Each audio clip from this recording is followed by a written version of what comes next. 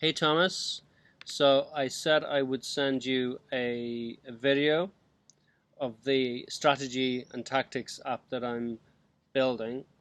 I don't have a ready-made video, so I'm just making this quick one for you now.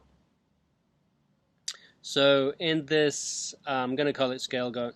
In this go-to-market strategy, these are the steps. I'm not going to go through them all in detail. I'll just scroll through this, and then I'm going to go to the bottom first to show you that, and then I'll just show you a couple of things from here. So in go-to-market strategy planning, there's a number of things which are common to many different approaches that different people take. This is what I've found to be particularly good, and one thing that I have the most go-to-market strategy don't really do comprehensively is tactics, which is like often what happens is the marketing tends to be quite ad hoc, um, so what I do is I have a series of 7 steps that I go through to make sure that the buyer's needs are taken care of. So what they involve is to begin with is to follow the buyer's thought process, their needs into to buying a product, so that fewer of them drop out of the funnel. So I designed tactics series beginning with find the target. How does that happen? How do they become aware of your product and of their problems? Sometimes they may not know. They may need that educating. How do you grow their interest? How do you make sure that the problem is a priority in their minds that they need to deal with?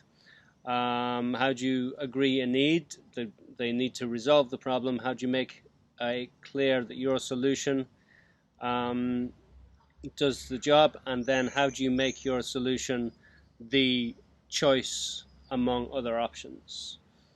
Then there's onboarding, recycling tactics, people who drop out of the funnel, how do you get them back in and bring them through the process again? So those are the steps that I use to make sure that the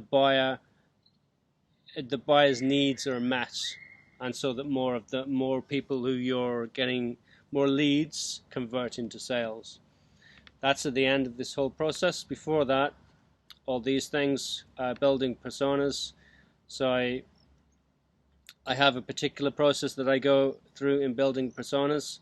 So this is to make sure that you have the best, most suitable targets for your business. Defining their pains and their gains that they get from your product.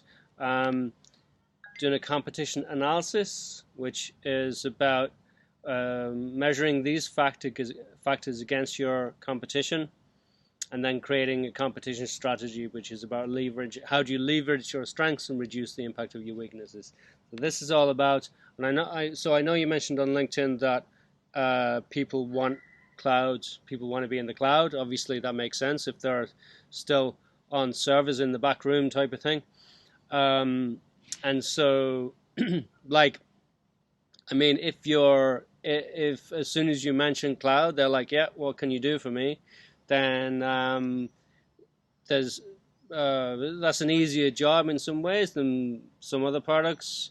A lot of what I would suggest doing around some of these things does depend on your particular situation. So I'll stop there, because it's if you're interested, just let me know and we can talk more about it. And very briefly, other things I do are communications. So creating the right communication for your targets is one half of it, and then the other half is how do you reach them, which is the thing I just spoke about. So on Build Shaper here, this is all about building a website that converts more customers, and Verbally is my other place where I live, and so I create communications for different purposes. You can see testimonials and things on this page, Verbally. So I won't rattle on anymore. I'll send you this. I don't know if it's going to be useful for you or not. If if it would be useful to have a chat, or if you just have a quick question, feel free to message me, or we can do a call or whatever. There we go. Cheers.